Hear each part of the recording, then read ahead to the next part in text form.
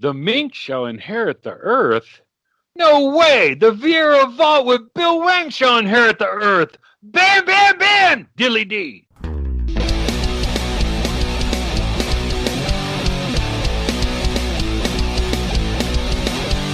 Grab a jam, let's see where this is down. It's my podcast. This guy's insane. Rock your brain. It's just a song. It's the Vieira Vault.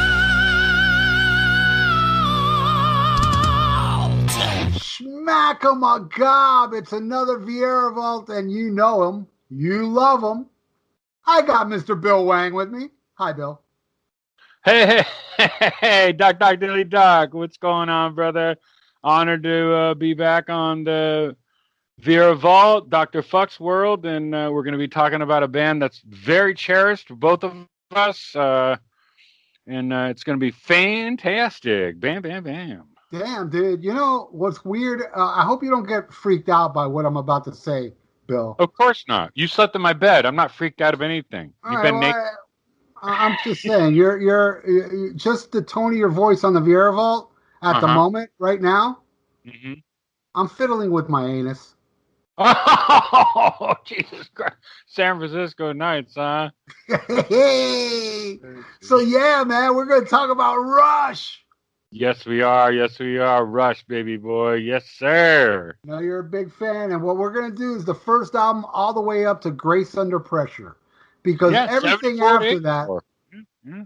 you know, the few, you know, the what is it, Power Windows, Hold Your Fire, Roll the Bones, Presto. I got to study those. Everything after Presto, starting with Counterparts, I don't have to study none of that. But those albums, I'm like, you know what? Let's just fucking do these. The classic era where they started getting to the synthesizers, and we'll stop right there. What do you say? I'm ready, dude. I'm ready. I mean, generally speaking, you know, I'm more of a, not to get off track, but I'm more of a Power Windows fan than you are. But, you know, after that, it was hit or miss, man. It was hit or miss, you know, so I'm with you. And these are the fucking, the gold standard, you know, 74, 84. It's right up my pocket, dog. Oh, cool. I didn't realize we're doing 74 to 84. That's when yeah. Oh, cool. The first 10 years. Yes, sir. Yes, sir. Nice. Well, Bill, I got to tell you, man, I really don't remember how I discovered Rush. I don't at all. You don't? I can't even tell you the first Rush album I bought. I think it was All the World's a Stage, but I could be wrong. I know Spirit of the Radio, Permanent Waves was the first one I bought new, but I don't know what I owned before that. Mm-hmm. I don't know what I owned before that. I remember seeing the Trees and Xanadu, the videos on HBO. Back in the 70s, dude. I remember my parents, we rented a hotel they had HBO, and I remember seeing Xanadu and the Trees and Farewell to Kings on the, you know, between the movies. They would show music videos. So I remember seeing that, but I don't remember what I owned. I'm pretty sure it's All the World's a Stage. It was the first one I bought, but I could be wrong. How about you? Oh, man, I remember exactly. I used to hang out with these really, I mean, at the time, were older guys. They weren't molesting me, but we're talking late 79. Older guys, we're talking a senior in high school and a freshman in college. There were the Mendezes, and if Chubby listens to this episode, he'll know. And they turned me on to Rush, and I was introduced to 2112 first. I specifically remember that, and I remember Farewell to Kings, because that album cover just tripped me out. Didn't own the records or anything, but that was my first experience of Rush, knowing a specific title of an album. So the first was 2112. So we're talking, you know, many years, or in the context, years after it was first released in 76. I remember, and I just, you know, at the time, you know, because Rush is, there's as I've said many times on your other podcast, Rock and Metal Combat podcast, Rush is Kiss 77, Van Halen 78, AC/DC late 78. Um, Rush, no, Judas Priest, late 78, probably very early 80. I know it was Unleashed in the East, and then Rush, when I purchased Permanent Waves, was probably a few weeks old. That was the first album I bought. I remember totally specifically, but I was introduced to the band previously, probably 6 months prior to Permanent Waves. And I just remember, just in context, compared to 2112 and Farewell to Kings, Permanent Ways, even as a young kid, I remember it was just a little bit more upbeat, little bit more accessible, a little bit less complex, where your brain would just be going crazy. And yeah, I remember exactly. And I remember my mom buying me Permanent Ways I would say late January 1980. And I remember buying that little, back in the day, I know you'll remember, they used to come out with these little gums. They had these little album covers, all the popular bands and artists of the day, and they had a Permanent Ways gum where these little baby, little miniature, little album covers, probably 4 inches by 4 inches, and the little gum shaped like a vinyl LP was in it. And I remember buying that around the same time I did Permanent Ways. Do you remember those little things? Yep, I remember there was one for Unmasked. Yes, yes, yes, yes, yes. We talked about that on the Unmasked episode. Yeah, yeah, yeah. Okay, on the Rock and Metal Combat podcast. Yes, What place to be Dilly what D. number episode was that? You know what? I don't know. I know I don't know that. I know All right, I know okay. I know It's okay. the I know the Permanent Waves episode was 186. So, You gotta but I check don't that know. one out. That's an awesome one. It is. It's a great one. You were sober, kind of. I was sober, kind of. Lovable Wadzilla was sober, kind of. We were all, in the pocket, getting serious about a very serious band, because a lot of the bands that we all love were not so serious in that context. Fucking sucking dilly dee. But yeah, so yeah, that's my first memories of Rush. Yeah. Mm-hmm. All right, man. Well, let's dwell into it to the first album. I All have right. memories. I do remember hearing the first album, and I'll explain that after you tell me your thoughts on the first Rush album. All right. And I don't have, this is ad lib. This is me and Doc at a bar. I don't have notes about specific memories, but my thoughts about the first Rush album, and it's in the context of getting into it, years after it was released, because I was in single digits when it came out. I didn't even know. I was barely out of my Sesame Street LP. Obviously a band on the just you just tell the Led Zeppelin influence, the kind of the early 70s hard rock influence. Not necessarily a band in their groove, finding their way, no pun intended. Just trying to get their shit, but laying their foundation that they were a hard rock band. They were a little bit more complex in the context of that first record. They were making a statement. Here we are. We're young guys in our early 20s, and we're here. We want y'all to hear us. We're going to be loud, proud, bombastic, but we're going to play our instruments like you've never heard before. I think it's a great first album. I'm not going to give it 5 out of 5 chopsticks. Just I can't be that much of a fanboy. I got to be realistic. I'm going to give it 4 out of 5 chopsticks. I think it's got great moments. I think it's a great first statement, and it's a statement that's going to be a foundation, but it's definitely something that the band's going to build on, and it's definitely going to be something you look back at and go, "Wow, that's really different than the future." Even a couple years later, but it's still Rush, and it's just loud and fucking heavy and. I really, really love the record. I really do, for a first album, but it's one of those bands that they did, in my opinion, they didn't find their expertise and their total pocket on that first record, but it was a statement, and I dig it. It's great. I dig that album. I love it too, and I'll tell you how I discovered this album. Awesome. I remember this specifically. It was 1980. And the radio played Working Man. And I was completely floored how good it was, because I seen the album at the record shops, at the record store. And how I would buy albums back then, I would mow lawns, and then I would make enough for one album. So I always had to be like very careful what I'd buy, you know. So when I heard Working Man, I said, I don't give a fuck if the rest of the album sucks. I need to get this for Working Man. What a song, man! So the next lawns I mowed, I went and bought the first Rush album. And I brought it home, and I fucking loved it. Now, keep in mind, I had All the World is Stage. I had, what do you call it? You know what? Now I think about it, I didn't have All the World is Stage. See, I tell you, I'm very blurry on Rush, on what was the first, because All the World Stage has Working Man. So obviously, I did not have that album, because the first time I heard Working Man was on the radio. So when I brought it home, I couldn't stop listening to this fucking album. This album, I absolutely love. Finding My Way, fucking Before and After, What You Doing, Working Man, you know, Take a Friend, the bluesy here again. I love this album, and I gotta give it, Bill, a 10.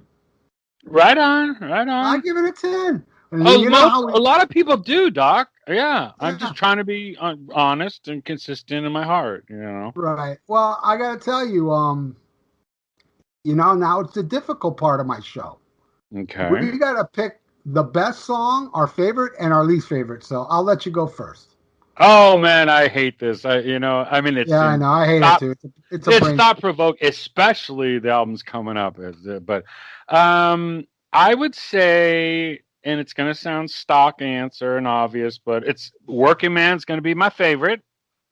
Mm-hmm. And my least favorite would be In the Mood. Right on. I would. I have to say, Working Man, of course. Okay. And my least favorite, and I love it. I love every song off this album, but I'll say Need Some Love.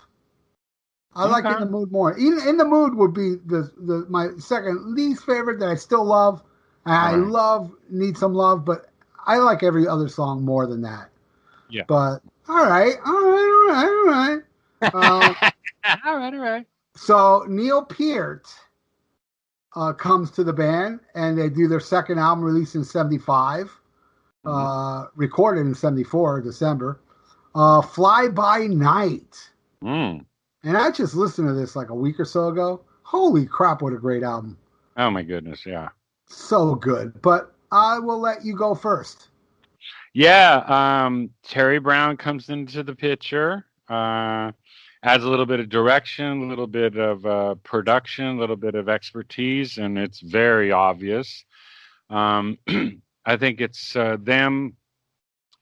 You can just tell. I mean, if you look back, you know, with 2020 hindsight and with, you know, money, quarterback sort of thing, not necessarily like a negative thing, but looking back, it's like, oh, wow, this is the blueprint of where they're going to go. You know, you can just tell the complexity. And Neil joining the band is just so obvious and everything. And I love it. I think just the start of Anthem, it's like, holy shit. Shit's different here. You know, we're talking, the first Rush album, John Rutsey, God bless his soul, everything. Then all of a sudden you hear Anthem, it's like, oh, fuck, shit's getting fucking crazy, dude. Here's the deal. And it's like, oh, fuck, yeah. So, yeah, just that Anthem start and just, you know, By-Tor and fucking Beneath, Between, and Behind, just the whole bit.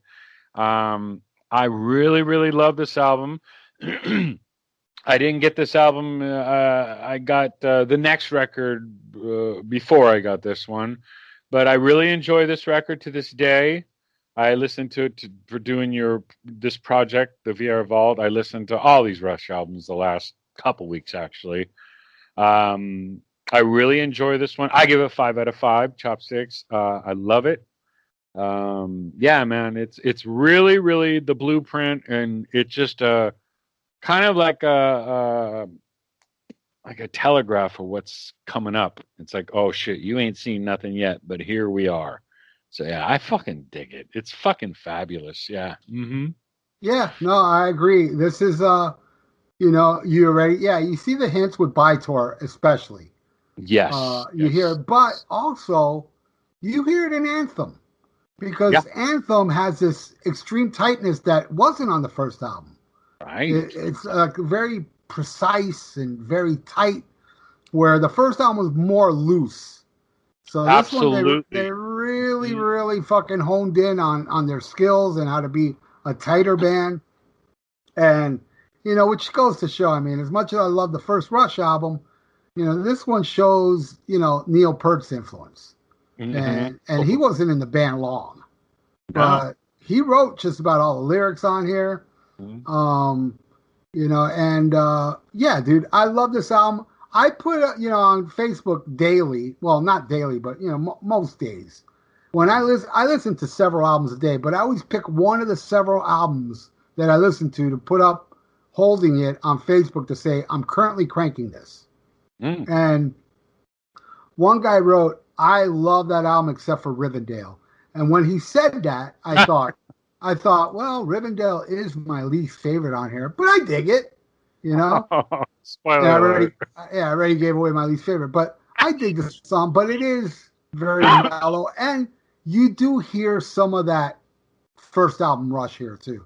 Like Mhm. Best I Can could have fit perfectly, and Right. Fly By Night could have fit perfectly on the first album.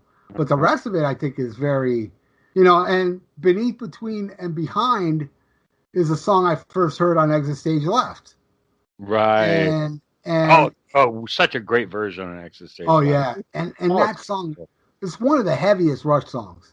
You know, absolutely. Absolutely. it's so fucking blistering, and it's Mhm. short. It's like shy of 3 minutes, but Yes. it Hmm. makes the impact. And yeah, By-Tor. And Yeah. look, I love By-Tor. I will say one thing kind of negative about By-Tor is that I think it starts too abruptly. I think Huh? there should, because it's such an epic song. It's like an 8 minute song, and it is extremely epic. But to start off with just a drum roll right into the lyrics, I would have liked more of a, build up. But Right. that's a small. I just find that odd about the song. But I love the song. Don't get me wrong. I have nothing against the song. I just feel like, why did it start so? I can never get used to that. I think that this song deserves a musical interlude, you Mhm. know? Even if it was mellow, I don't care. But just some Right. kind, that's my only gripe. Mm. And definitely, I gotta say, without a doubt, Anthem is my favorite track on here, and Rivendell is my least favorite. What about you? And just to piggyback on your analysis of Bytor, that's that's an interesting analysis, and I don't think anybody should have any beef with you just to be a little bit subjective about that because A, you've been a fan since fucking 40 plus years, whatever. Yeah. So I respect that. My favorite song on the record is by Tor and the Snow Dog, and my worst, just not to sound like copycat baseball bat, is Rivendell. I mean, it's like if I'm going to have to pick something, and this, when we're doing what we got to do, when you do the Vieira Vault, you got to grab your balls and just do what you can't go, oh, everything's a 10, oh, dilly dee. But yeah, if I'm in a gun to my head, I'm in the ghetto in San Francisco back in the day buying drugs, and someone says pick your fucking word, I'm gonna do that. So yeah, there you go. Yeah, it's definitely a no posers allowed attitude on this podcast. No, I don't think so. No. You speak your mind, and Right. you ain't gonna get nobody giving you shit with what you think about, because I respect anybody's opinions. I don't fuck with anybody's opinions if they disagree with me. I'm cool with it. That's what I love about the Vieira Vault. But Yeah. okay, we'll go to the next one, Corrosive Steel. So this one, obviously, you said you had this before the first two, right? Yeah, oh yeah, absolutely. This was let's see, Permanent Waves, 2112, Caress of Steel. There was my third Rush album. What do you think?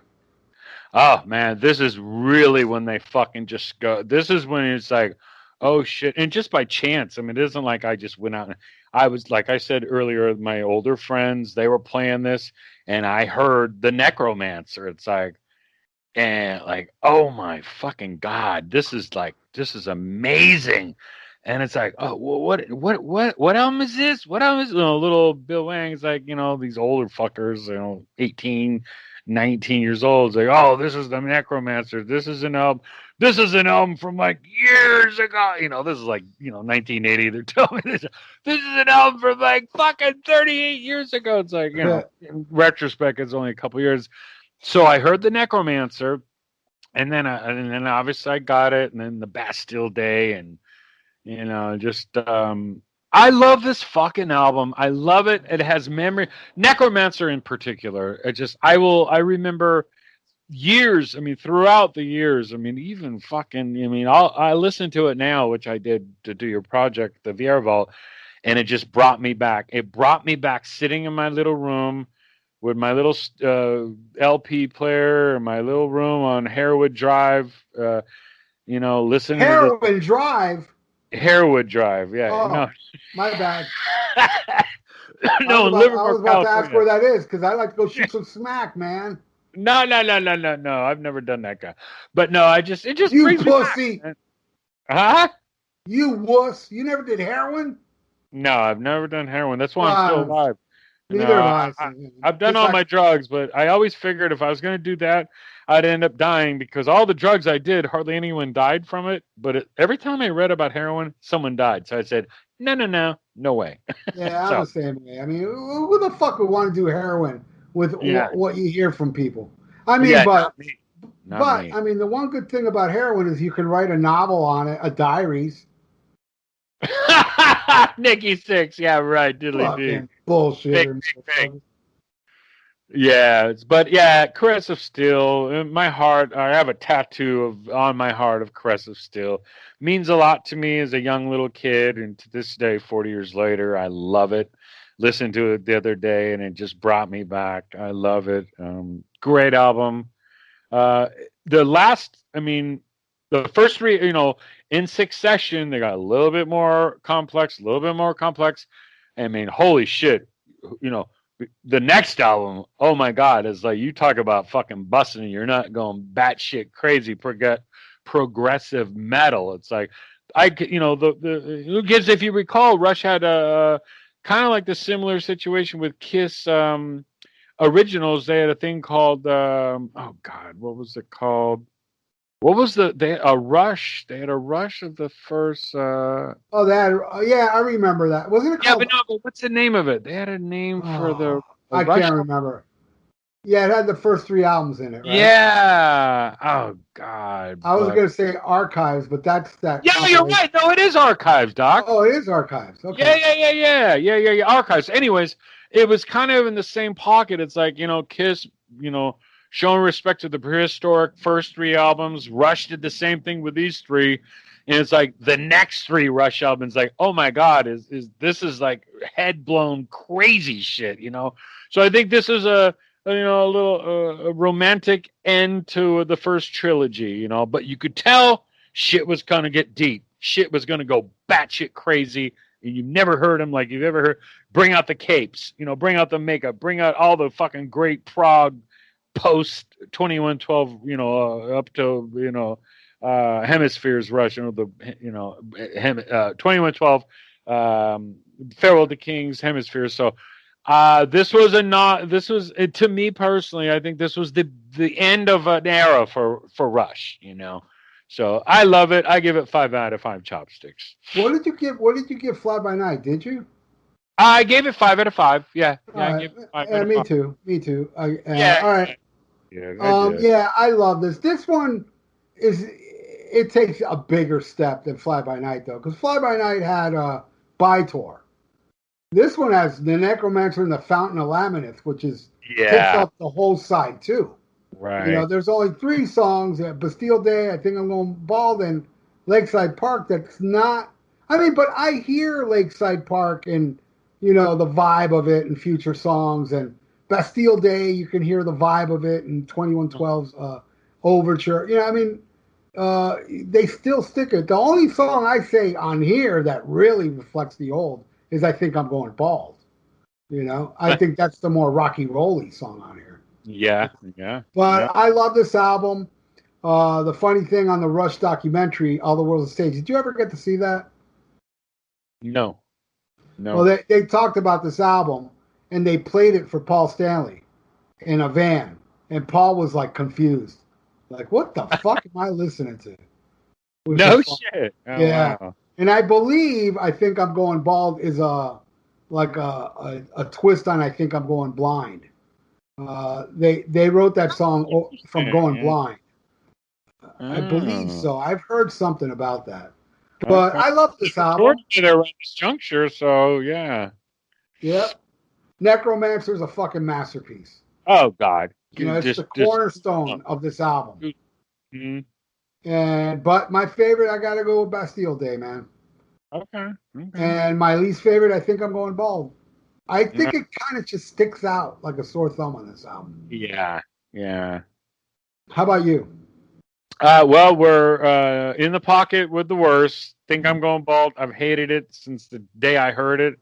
I always get mad when they ever fucking played it live. It's like, please, I want to hear this, dilly dee. I don't want to hear this shit, you know.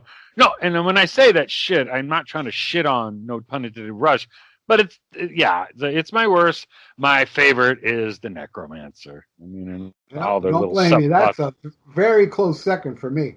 Let me tell you. Yeah, right. Yeah, right on, right And the on. last time I saw Rush, they played Lakeside Park, which I was happy I got to see him play that. Hey, didn't you go with your ex? Yeah, my ex-boyfriend Ian. Yeah, lovable, lovable. Yeah, Yeah, that's a. I'm and glad. Yeah. they also played What You Doing? Oh wow, cool, Yeah, cool. that Yeah, which was I've cool. heard so many stories about you guys at that shit, and Oh, it was right a on. phenomenal That's a show. document forever, man. That's a great podcast. You guys' Rush experience together. Yeah, Yeah. yeah, it was a So lot of right fun. on, man. Cool, cool. And all right, the next one is my favorite. Oh my goodness. My favorite Rush album, hands down. A Okay. lot of people, I don't know, man. I think people are lying, man. I think this is everybody's favorite. Is it your favorite? No, You're lying. no. Okay, I'm lying. Lie, No, liar, your pants on fire. No, it's liar, not. liar, pantsuit on fire. No, that's Vinnie Vincent. No, look, I'm just goofing on you. I But know. but this album is just unbelievable. 2112. I'll never forget. I bought this like in 82 or something. Okay. And man, it was headphones, smoke weed, music, Mm, and I think it's the greatest headphone album, along with The Wall. Those two are my favorite headphone albums. mm, This album, and the story, and notice what I strive on the Vieira Vault is to give a fan's perspective, not let's delve into the story of this. But I do got to bring up the story of 2112. right. At this time, the record company was fed up with them. After Caress of Steel, they did a tour. I think they called it the Disaster Tour or something like that because it was a really bad tour. They were playing little clubs when they weren't playing with Kiss. So the Mercury Records said, "Look, we're going to give you one more chance. The next album doesn't have a hit, you're gone." And they're telling them, "We need hits. We need songs like from Bad Company." And they were like, "Fuck it." So what they did was they said, "You know what? Let's go in there and let's do an album we want to do. And if they drop us, they drop us. I don't give a fuck. But we're not selling out." Mm-hmm. So they did this epic fucking album. Mm-hmm. With I believe it was called The Fountain or The Fountainhead or some shit like that. This Mm-hmm. this was from a controversial person that wrote a book, this lady, whatever her name was, and dude, the way this album starts, it sounds like you're in outer space. Yeah. And it has this, what I love about it is that, you hear all this, but in the background, you hear dun dun dun dun. It Oh, just it's so sounds like, dark. I mean, I never heard anything like this, I know. I you know. know? I mean, I didn't listen to a lot of Pink Floyd at the time I heard this, so I'm sure Pink Me Floyd either. had some of that stuff, but this was unbelievable. And Overture is so smokingly killer and tight and precise, and I never get sick of it. Oh, The whole story. What I love about this story is that it's not. It doesn't have a happy ending. Mm-hmm. It's about censorship. It's about you can label it as communism. Mm-hmm. Like country outlawing music and telling you how high priest telling you how to behave. Some guy in a fucking cave finds a fucking guitar and tunes it and starts playing fucking some cool ass mellow tunes and Right, takes it to discovery. the priest. And then the priest starts yelling at him, "Don't Right. annoy us further," you know? Oracle of a Dream. Yeah. Oh, fucking yeah, yeah, Fuck, yeah, yeah. unbelievable. And the end, which I Oh, saw them play. yeah. I saw them play grand finale on the. Well, I've seen them play this whole thing on one of the later tours, but when I saw a moving pictures tour, they ended it with grand finale, which is Oh, badass. oh And then man. you got side two, which is just as badass. Yeah. One Yeah. of the greatest pot songs along with fucking Sweet Leaf. A Oh, hell yeah. Passage to Passage to Bangkok. Bangkok. Wow, what a song. I wanted to, you know what? That's so funny, not to interrupt your analysis, but I wanted to fucking have a big old joint and smoke during this when we're discussing Passage to Bangkok, but I just my timing wasn't right. So yeah, so Passage to Bangkok. That is so, and yeah, awesome. I could just go crazy about that song, but yeah, perfect. And it's no secret. These guys love pot. Oh Back God, yeah, who doesn't? You know? back then they smoked a lot of the weed. Right, right, right. So yeah, and I love Twilight Zone, man. It's Oh my so goodness. Yeah, trippy. And yeah, Lessons is awesome. Lessons probably the deep track. I will yeah. say this, and this is a rare thing for me to say. I like Tears. I Me do too. like it. But I have you love. heard have you I heard Alice in Chains do this song? no, I haven't. No, Bro, it's no better. shit. I love Alice in Chains. Oh wow, no, I'm not aware of that. I I got think it. Alice in Chains does a better version of Tears. No fucking shit. Yeah, you got to hear it, dude. It's on YouTube. I think they I do. love that song. It reminds me of Inga, my girlfriend when I used to work at Senior Taco Senor Taco. at Livermore, California. Yes, sir. Yeah, Senor Taco. Did it have a little mascot like a taco head? Yeah, a little Mexican dude with a big old fucking handlebar Taco. mask with the yeah the fat face. Yeah, andale, andale, andale. Yeah, yeah. I love Tears. Arriba, arriba, arriba. Well, fuck yeah, dude. There's not much more I can say. I mean, come on. It's my favorite Rush album. What do you think? Man, I mean, I love it. I adore it. And it's so to piggyback what you're saying is interesting because my favorite song is, I know it's a billion different songs. It would be 2112, side one. And like you're talking about, when you're talking about side two, it's like, you know, what's to come? It's like, oh wow, they did one song on side two, and then they did one, two, three, four, five songs on side two. It's like one song, and it's like, oh wow, they broke it up and they fucking did all these different kind of songs on side two. And yeah, Passage to Bangkok, the Twilight Zone, Lessons, Tears, Something for Nothing. I think it was just like, all right, well, we're gonna fucking say fuck you, record company on side one.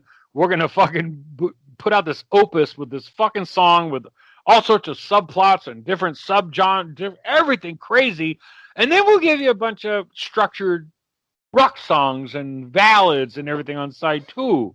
And I thought it was brilliant. I think it worked great. It's like because they're so different. It's like, oh my god, it's like Tears. It's like, oh, that's just a great fucking like, I mean, heartstring pulling on your heartstring song. I mean, not just because of Inga, but just it's a great fucking song, and all the diversity, talking about pot and Twilight Zone, and I love this record. I mean, March of 1976, and it was them going for broke, like you said. The record company say, "Man, you better come up with some shit, or you're gone." And they did, and it saved their ass, man. And and they continued on with this side one of 2112 for the next two records. They didn't do a side two of 2112 until Permanent Waves. Quite honestly, if you think about it, as far as like compact songs and whatever, not going crazy, batshit crazy with the prog metal sort of vibe that they were notorious from 2112, Farewell to Kings and Hemispheres. Yeah, the album means a lot to me to this day. I love it. I listened to it during this week preparing for the VR Vault, and I love it. It's 5 out of 5 chopsticks. My favorite song would be, I know it's a billion different songs, Discovery, Presentation, Oracle Dream, Silica, Grand Finale. That's my number one. And if I'm a gun to my head, my least favorite is going to be Something for Nothing. Right on. Yeah, my favorite's 2112. My least favorite, and I love it, but it's Tears. Okay. And I'm telling you, man, you got to hear Alice in Chains' version. It's We've mind got to blowing. after we get off the phone, dog. It real, dude. It tugs on my heart more than their version. I love their version. Don't get me wrong. Good And in the to it because that man just fucking he just bleeds emotion when he's oh into something, a song. It's like, holy motherfucker, this shit is putting everything in his fucking heart into the song. I feel horrible that I've never heard it because they're one of my favorite bands. You well, it's know. later. It's later. Alice in Chains, and plus, it was released in the 2112 box set, which has a lot of covers. Like Uh, I forgot who else did the other. I know there's a cover of "Pass to Bangkok" and I think something for nothing or lessons. I remember, but yeah, but the Alice in Chains. Because picture this song, Tears, with that melodic Jerry Cantrell and that new singer singing it together. It brings more richness to oh, it. so it's the new. It's not Lane Staley. It's No, the yeah, oh, it's the oh, newer guy, but cool. Oh, that, it sounds like if it was Lane Staley, you know. oh, there we Because go. the way that Cantrell and that guy sings it, it sounds like Alice in Chains. No Totally. shit. Oh man, I feel horrible that I didn't hear it Well, previous doing yeah, this. yeah, well, you can check it out on Zay YouTube. All right. Next is the live album, All the World's Stage. God damn, I love this one. What do you think? Yeah, my sublit phone. Yeah, yeah, because yeah, okay. Go ahead. What do you think of All the World's Stage? Oh my God, I think you talk about power. You talk about just I have no notes. Like I have no notes or any personal reflection of any of this shit. This is Bartok, Wang, and Doctor Fuck. Like we're hanging out in front of a mirror doing cocaine all night long. Uh, it's- I think it's amazing. It's like holy shit. It's like this is like power. This is like organic drums, bass, guitar, and just fucking just amazing, just singing and lyrics. I love this record. I got it into the '80s. I got it before Exit Stage left. Probably after, I would say before Exit Stage Left came out in October '81. I probably got this the summer of '81. So yeah, '81, not '80. I think it's amazing. I think they just the beginning, Bastille Day. I Oh what a yeah. yeah, what a great way to fucking No, what a 1-2 punch. Bastille into Anthem. yeah, Bastille. Yeah, exactly. I think it does a lot of due respect to the trilogy, the first three records, and then obviously the 2112 aspect. But I think it's a great live record, and it sounds really sonically amazing. It really does. Oh yeah. September 29, 76. Yeah, I love it. It's 5 out of 5 chopsticks, man. Same here, dude. I give it the same rating. I love this album. I love how Lakeside Park bleeds into 2112, and Yeah. I love those little melodies like with Fly By Night going into the mood and Working Man with Find My Way, and ending it with the awesome What You're Doing. This album fucking smokes. Oh, and of course, By Tour and Snow Dog. And it's so heavy. Yeah, and in Oh, the end, I mean, what a great song that is, you know. oh yeah, fuck yeah. Yeah, it's an amazing live album. But they will go into the next studio album, which I would say it's a very, very close second best album in my opinion, right behind 2112, but not too far behind it. I am a huge, huge fan of A Farewell to Kings. What do you think of this? Oh my goodness gracious! Hold on, let me get it. Okay. Looking at the songs. Oh my God, it's amazing. It's September '77. Terry Brown, of course. A great follow up and a continuation of what's to come. They are just, they're just learning their instruments, understanding they're just they're just not giving a fuck. They're just doing what they want to do. You could just tell. I mean, hindsight is 2020, and reflecting and everything. It's like you listen now. I always when I was doing studying for your podcast, it's like I was putting myself in the context of a fan that was there from day one. People older than you and me, like say, 16, 17, 18-year-olds, were following Rush, from the albums, and they just, they must have just been going batshit crazy. Obviously I had no idea who Rush was when this album came out. But uh, it was a perfect album to follow 2112. And what's interesting is they didn't do what you probably thought they would have done is, all right, let's do more of side 2 of 2112. No, they said, fuck you. We're going to go prog metal to the degree. And they just fucking just put it out there and just went batshit crazy. I adore this album. Has one of my favorite songs of all Rush songs, Xanadu. Yeah, just Cinderella Man and Cygnus X1 Book 1 is amazing. Voyage. Farewell to Kings, amazing song. Great way to start the record. I think the record is great. The direction is fantastic.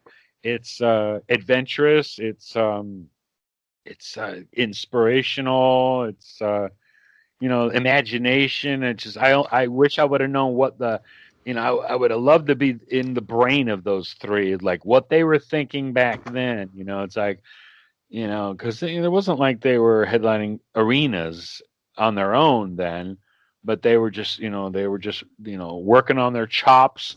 And it's like, you know what? By this time, it's like nobody could touch them. As far as musically, nobody could fucking touch them if you think about it. Yeah, we love bands and everything at that era and everything, but they were just amazing. And I love this record. 5 out of 5 chopsticks, man. Awesome. Me too, man. I mean, and here is me being a complete Rush tard with my one complaint I'm about proud to call myself one too, Doc. You know that. But now I'm going to be an anal Rush tard. And look how stupid. That even more. Hey, Rush tards, real Rush tards that were there, could name all the records and albums. We have a right to be analytical and subjective. So go ahead. No, and Rush fans are very respectful, cool people. They ain't like Kiss fans. you know it, and I know it, dude. They're very passive people. Yes. But anyway, this is my complaint about this album, and it's a stupid complaint. But dude, for some reason, dude, it bothers me that Closer to the Heart opened side 2 and not Cinderella Man. Oh, Cinderella Man is the perfect opener for side 2 because it rocks, it's killer, and if you notice in the context of a lot of bands that have hits, the second track on side 2 is usually the single. Like, You Got Another Thing Coming, and I'm having a brain fart now. But I know there's a lot of albums I have. The second track on side 2 is usually the single. A lot, not all, but a lot. And I always thought, man, Cinderella Man should have opened side 2 going into Closer to the Heart. I think it would have blended better. Madrigal is kind of mellow and shit, but dude, as mellow as Closer to the Heart is, it still rocks. Mm-hmm. It's a rockin' fucking tune. And yeah, Xanadu, come on, bro. Yeah. That fucking song is like beyond epic. Sick. Sick. And of course the closer, Cygnus X1. All right, so I have a feeling your favorite's going to be Xanadu off this album. Am I correct? You are spot on, Doc, diddly doc. Yes, Not sir. my favorite off the album. It's mine. All right, what's your least favorite? Closer to the Heart. All right. My favorite is Cygnus X Book 1. Okay. Holy Well, fuck. yeah, all right. That used to be my number one, and I'm sure somebody could find something I said in the past. That used to be number one, but I'm going with Xanadu on the VR Vault. I'm not trying to be cultural. I actually think that song's better. And I saw them play it, dude, Mm. on that last show at New Oh, Orleans. in They New played Orleans. it. But my least favorite on here, Bill, is Okay. Madrigal. Okay. Okay. That was going to be either close to the heart of that one, quite honest with you, Doug. Uh, I Yeah. love Yeah. I love that song. It's still great. We still love it. I Yeah. don't get me. Oh, I know the Rush fans. Bill Wang, fuck you. Go back to fucking China, bitch. I mean, close to the heart. No. Rush fans are not that way. You're thinking Kiss fans. There's some Rush fans that are like that, but no, No, Kiss fans no. are way worse. Oh, yeah, I Yeah, get no. it. But something I forgot to mention was when 2112 took off, the Hmm? record companies left them alone. So they went and did Farewell to Kings. That makes sense because I mean, yeah, right. It's No, like, why would they let them do the next two records? It's yeah, like, no, no. I have there's this DVD called Classic Rock Series, and it's double C. It's a 2 album one. It's 2112 and Moving Pictures. You know Hmm. the story behind it with the band members talking, and they said, yeah, we felt a lot of pressure, and then after 2112 became a success, they totally left us alone. They never fucked with us again. So they did that, and then they went even further on the Yeah. next album, Hemispheres, which is my third favorite. You know, what I mean, it's just an amazing. I mean, Oh, holy this shit! is this is where they really blew their progressive load. Totally. They went fucking ape shit on this album. Rock metal 1978. Yeah, fuck yeah, dude. This is where they just took no prisoners, man. And yeah, starting it off with the sequel to Okay. Cygnus Book One. They have Book Two, Mm. then which I saw them play that too. They played Mm. Book One and Book Two on that final show. Mm. Um, yeah, and the heaviness of circumstances, the awesomeness of the trees, which took me about 30 years to find out that song's about racism. I never knew that. Mm. And amazing climactic ending of La Villa Strangiato. Oh, you got to roll that tongue. Stringato. Strangato. That's right. This album is, oh my God. Maybe my third favorite, but I think I listened to this one the most. Oh, I okay. love this album. I bought the box set with all the extra goodies. And wow, what a fucking album. What do you think? I think it's awesome. I think it's amazing. I mean, I could pretty much uh, cut and paste everything you just said. Only 4 songs on this fabulous album. I wrote a note here. Let Ralph do the worst in the worst. You got Oh, to because just. yeah, I can't. I have one. First of all, there's. How could you pick a song that's fucking? I mean, yeah, if you want to do the sub songs, Prelude, Apollo, No. We got to do the whole yeah, track. fucking A. Side 1 is 1 song. Cygnus X1, Book 2. Damn straight out of body.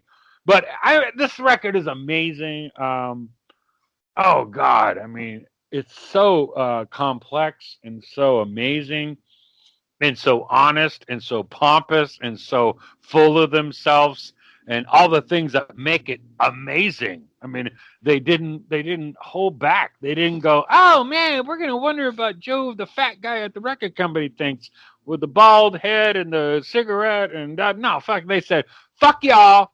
We're in our 20s. We are at our peak of our game. We're fucking the most amazing musicians on the planet, bar none. Nobody can touch us. Name a band. Nobody can top Rush in 1978, musically speaking. Nobody. No, no, no, no, no, no. Sorry. No way, Jose. Um, it's amazing. Um, yeah, man. I listened to this album yesterday twice, and it's like, holy shit. And I'm thinking, October 1978, this is before I ever knew who Rush was. About a year later, that's when I was introduced to Rush, but yeah, I had no idea who Rush was. I don't remember any songs on the radio, nothing. October '78. It was, I mean, Jesus Christ, Kiss solo albums, Kiss meets the Phantom. That was all that mattered to me. Van Halen, the first Van Halen record. I wasn't ready to jump into the next scope of musical and greatness. Um, yeah, amazing. I mean, obviously, 5 out of 5 chopsticks. You know, ginger beef, fucking egg roll, the whole bit, wasabi, fucking everything, amazing. Just them at their peak in their 20s still, so they're still fucking just amazing. But I'm not. I don't know. I really cannot come to terms with the Vera Vault, which I think is amazing. The And least favorite one. yeah, I can't. It's I can, and okay. I'll give it to you in order. My Okay. favorite song off this album is La Vida Sandrato. Okay. Me too. My Me too. second favorite, Circumstances. Okay. My third favorite, The Trees. My fourth favorite, Cygnus. I love them all. I told you, I wrote all the songs, and I was prepared to do the best in the least best, and I wrote number one by far, La Via Strengato was with number one, and I'm thinking, fuck, Trees. No, I mean, it was a battle between Trees and La Via. I love Circumstance and Cygnus Book 2. I'm gonna have to agree with you. If I had a gun to my head and my life was gonna determine it, I think I'm with you, man. I think I'm with So, you. Yeah. in other words, Bill, our least favorite song on this album fucking rules. It's so hard. It Oh my rules God. It's really, knocked really out hard.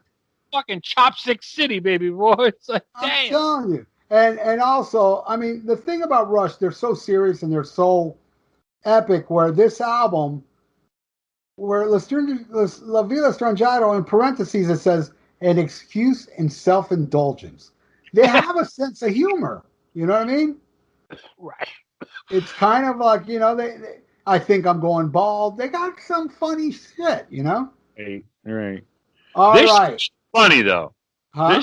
There was nothing funny about Hemispheres. There was no think I'm going bald, I'm in the No. mood bullshit. Like this was like serious shit. Like we're talking about poetry and fucking philosophy and fucking like, just serious shit. You had to be a reader to understand this shit. It's like, and I sure as fucking wasn't back. I mean, I learned all this shit. I learned so much shit by Rush. It's like philosophers and, all that and whatnot. Philosophers and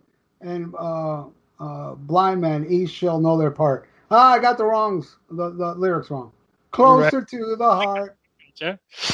Philosophers and plowmen. Is that it? The lyrics? I forgot. Okay, that's the end of part one. We're going to come back with part two. I figured I'd stop it right after Hemispheres because the next album goes into the different chapter where Rush wouldn't I think, for lack of a better term, simplify their stuff, but not really. But compared to Hemispheres, they really do. So I think right after Hemispheres is where Rush goes a little more, less prog. So I think this is where we should stop it. But tune in next week where part two we talk about Permanent Waves all the way up to Grace Under Pressure. But for now, I got something really cool Rush related in the vault.